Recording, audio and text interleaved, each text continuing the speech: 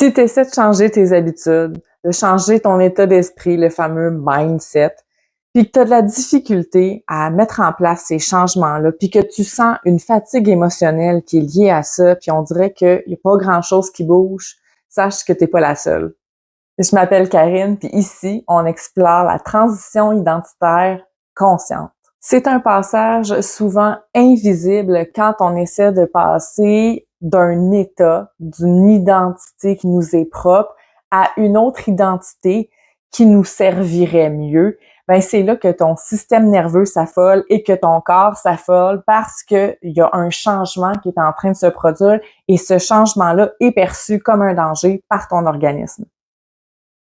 Dans cette vidéo, je t'accompagne à comprendre comment on peut faire cette transition-là d'identité de façon douce, de façon consciente et de façon rassurante pour ton système nerveux.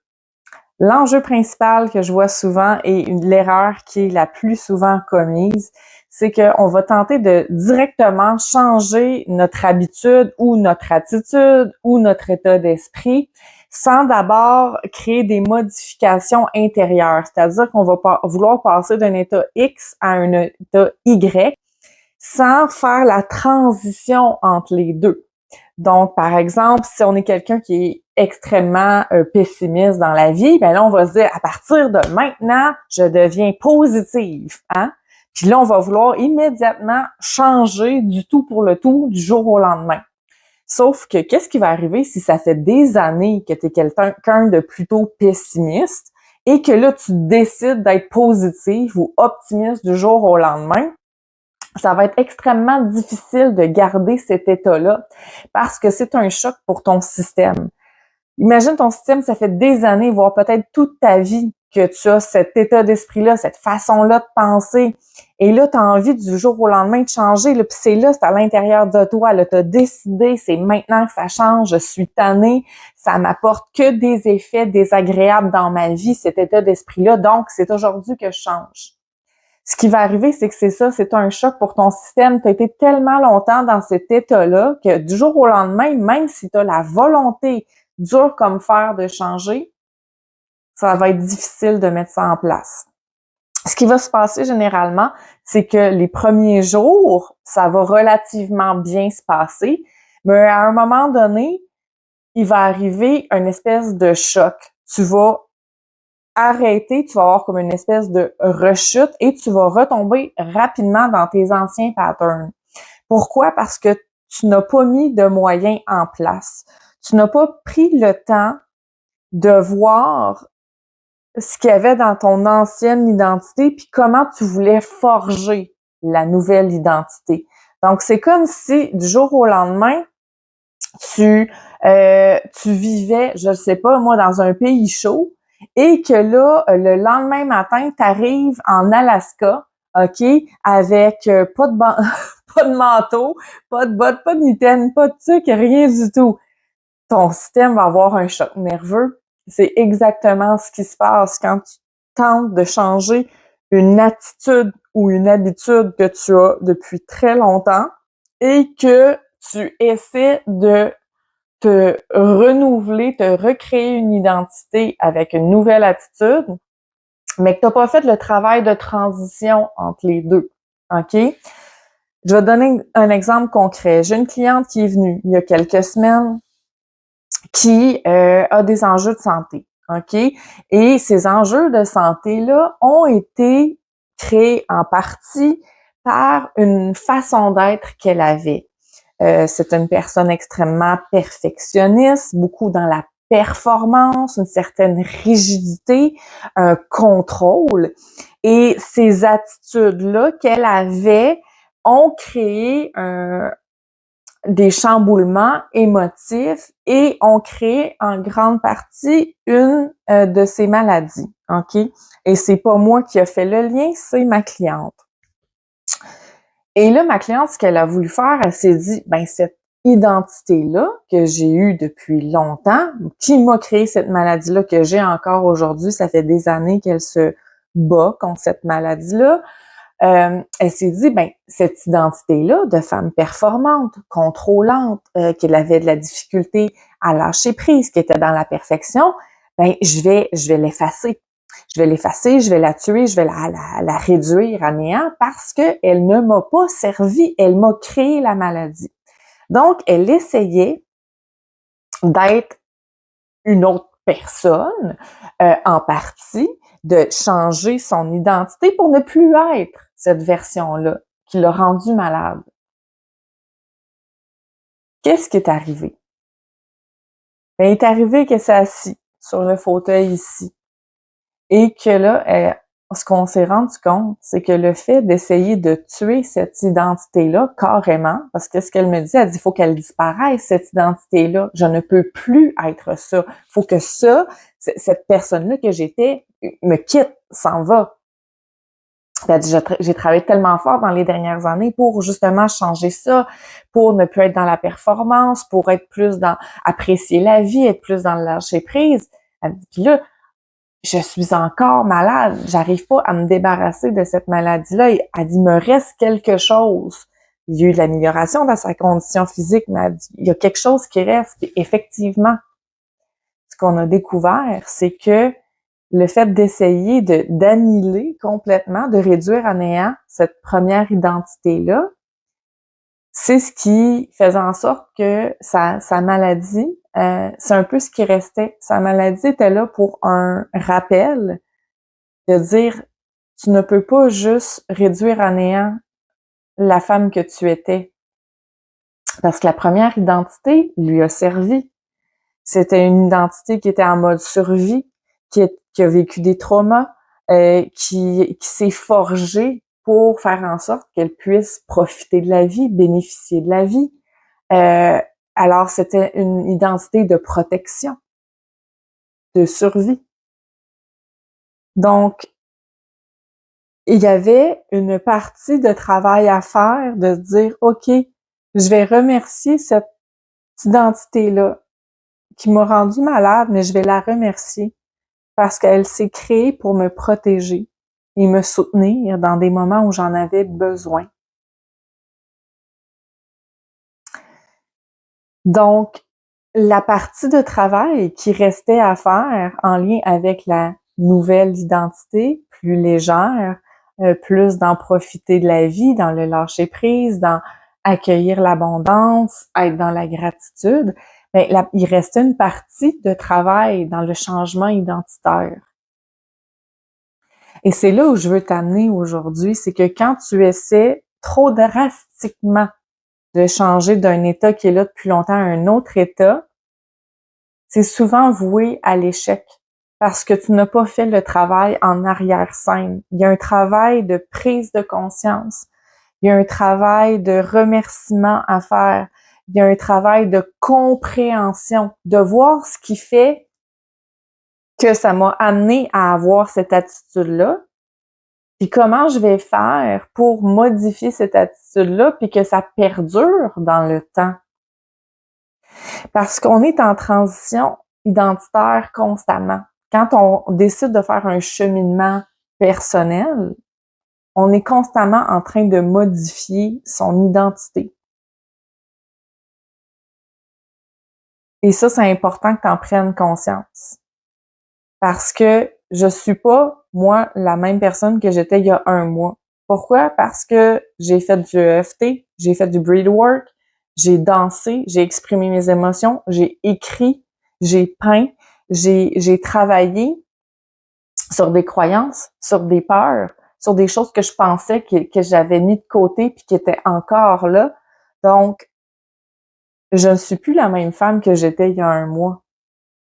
Je suis en constante transition. Et maintenant que j'ai une idée claire de ce que j'ai envie de réaliser dans ma vie, je vais créer une identité, forger une identité qui va réussir à soutenir ma vision à long terme. Dans ma vision à long terme, je suis une personne qui a pas peur d'être vue, qui a pas peur d'être reconnue, qui a pas peur du succès. Je suis une personne qui ne voit pas le succès comme étant lourd, comme étant quelque chose qui peut être contraignant. Je vais voir le succès comme étant quelque chose de léger, de fluide, Donc, je suis en train de transformer mon identité parce que présentement, mon identité me sert en partie à faire ce que je fais, mais il y a une partie que j'ai envie de réaliser qui nécessite que je me transforme. Donc, il y a cette partie-là de conscience qu'on a à faire et tu vas sentir une fatigue émotionnelle, bien sûr, dans cette transition-là. Quand tu vas commencer à travailler en conscience pour être en transition vers une nouvelle identité qui va davantage servir tes objectifs et la vie épanouissante que tu as envie de vivre, c'est sûr que tu vas sentir cette fatigue-là à un moment donné.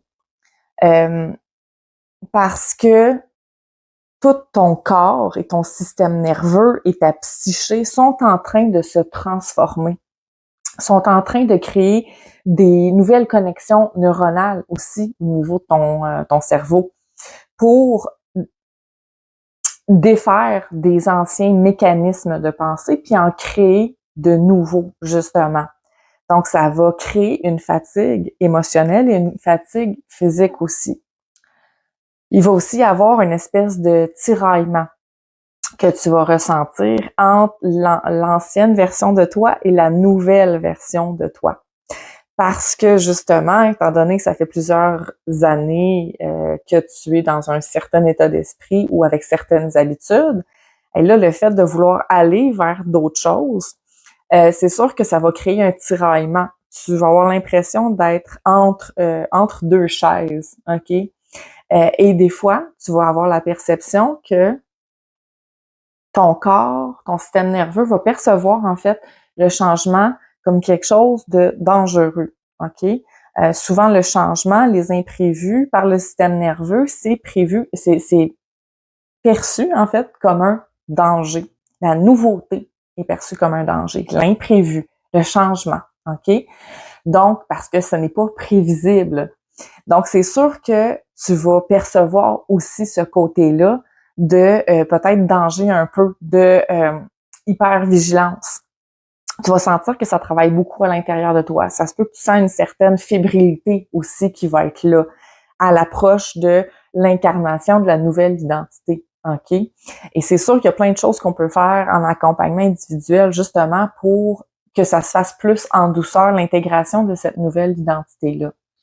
Comme par exemple, j'avais une cliente qui est venue me voir par rapport à une relation qu'elle a avec sa mère. Et ce qui est ressorti en bout de ligne, c'est qu'elle était en transition dans sa posture avec sa mère. Elle était dans une posture où elle ne se sentait pas bien dans la relation maternelle, où c'était très désagréable parfois d'être en contexte avec sa mère. Que sa posture vraiment, quand elle était en présence de sa mère, faisait en sorte que c'est très inconfortable. Et là, on a travaillé sur la modification de la posture quand elle était avec sa mère. Donc, l'identité de la fille qu'elle était vis-à-vis sa mère s'est transformée et davantage aller vers la femme en lien avec la mère. Donc, il y a eu une transition identitaire dans comment moi je me perçois dans ma relation et comment je vais décider d'agir maintenant dans ma relation pour que ça me convienne et que ce soit une relation satisfaisante. Donc, elle a eu à faire cette transition identitaire-là.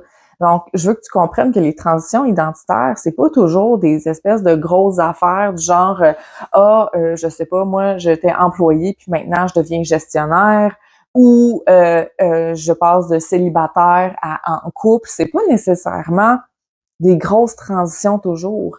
C'est des petits éléments que tu vas décider de changer en toi pour améliorer ta qualité de vie, pour améliorer ta joie au quotidien, ton épanouissement. Fait que ça va être ces éléments-là que tu vas devoir modifier à l'intérieur de toi, créer une nouvelle identité. Puis cette identité-là, ce qu'il faut comprendre, c'est qu'on n'enraye pas l'ancienne identité, c'est juste un déplacement identitaire, c'est une métamorphose. Donc, on ne jette pas à terre tout le passé. Le passé, il est là, il est OK, il fait partie de nous, mais on s'en va vers autre chose. Donc, il y a aussi notre perception là-dedans. Comme ma cliente qui percevait qu'elle devait complètement anéantir l'ancienne identité pour en créer une nouvelle, ce n'est pas ça. Ce n'est pas mettre en feu l'ancienne identité pour créer la nouvelle. C'est métamorphoser. C'est vraiment ça. Ce que j'ai envie de te dire, c'est un peu comme quand on fait du tricot. On tricote, on a nos mailles, puis on progresse par exemple dans notre foulard, on rajoute une maille, on transforme, on peut décider de changer de couleur de notre foulard. S'il était noir, on peut décider de rajouter de la couleur, donc là on va mettre un autre brin de laine de couleur, puis là on va tricoter avec une nouvelle couleur.